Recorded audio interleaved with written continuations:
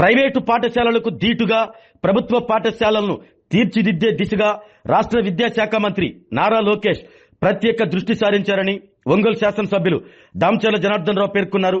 మంత్రి నారా లోకేష్ తీసుకుంటున్న నిర్ణయాల కారణంగా ప్రభుత్వ పాఠశాలల్లో విద్యా ప్రమాణాలు పెరిగి అత్యుత్తమ ఫలితాలు సాధిస్తున్నాయని తెలిపారు.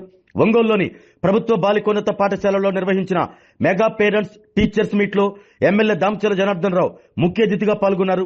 ఈ సందర్భంగా ఎమ్మెల్యే దామచర్ల మాట్లాడుతూ గతంలో ఎన్నడూ లేని విధంగా విద్యారంగానికి రాష్ట్ర బడ్జెట్ లో 38,000 కోట్లు కేటాయించిన ఘనత మంత్రి నారా లోకేష్ కు దక్కుతుందన్నారు.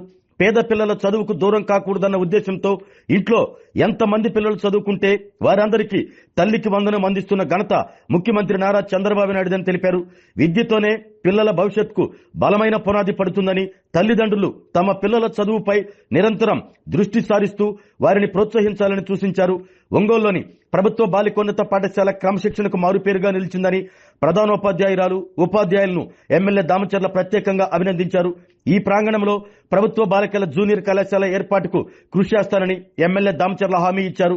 PDCC bank chairman doctor Kamepalli Sitaramayya మాట్లాడుతూ ప్రభుత్వ పాఠశాలల్లో విద్యార్థుల చదువుతో పాటు వారికి అందించే మధ్యాహ్న భోజనంపై కూడా ప్రభుత్వం ప్రత్యేక శ్రద్ధ తీసుకుంటుందన్నారు.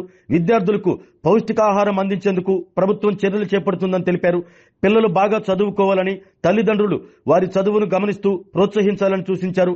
వడా చైర్మన్ షేక్ రియాజ్ మాట్లాడుతూ ముఖ్యమంత్రి చంద్రబాబు నాయుడు, ఉప ముఖ్యమంత్రి పవన్ కళ్యాణ్, విద్యాశాఖ మంత్రి నారా లోకేష్ విద్యారంగ అభివృద్ధికి విశేష కృషి చేస్తున్నారని తెలిపారు. ఒంగోలు శాసనసభ్యులు దామచర్ల జనార్దన్ రావు డీజేఆర్ ట్రస్ట్ ద్వారా వందలాది మంది విద్యార్థులకు ఉచిత విద్యను అందిస్తున్న విషయాన్ని ఈ సందర్భంగా షేక్ రియాజ్ గుర్తు చేశారు.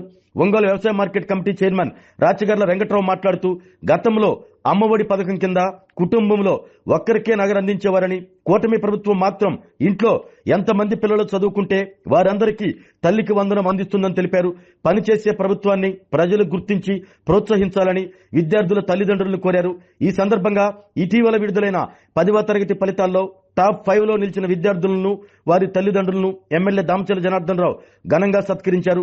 కాసింబి అనే విద్యార్థిని తల్లికి వందనం పథకం ద్వారా తమలాంటి పేద విద్యార్థులకు ప్రభుత్వం అందిస్తున్న సాయాన్ని వివరించారు. విద్యార్థులను ప్రదర్శించిన సాంస్కృతిక కార్యక్రమాలు ప్రత్యేక ఆకర్షణగా నిలిచాయి. ఈ కార్యక్రమంలో సూపర్ బజార్ చైర్మన్ పల్లపోతు వెంకటేశ్వర్లు, ఒంగోలు నగరపాలక సంస్థ కమిషనర్ వెంకటకృష్ణయ్య, ఒంగోలు వ్యవసాయ market committee director Pappu Srinu, మాజీ deputy mayor Vemuri Bujji, TDP నాయకులు TV Sriramamurthy, Tata Prasad, parents committee chairman Jagadish, ప్రధానోపాధ్యాయురాలు కృష్ణకుమారి తదితరులు పాల్గొన్నారు.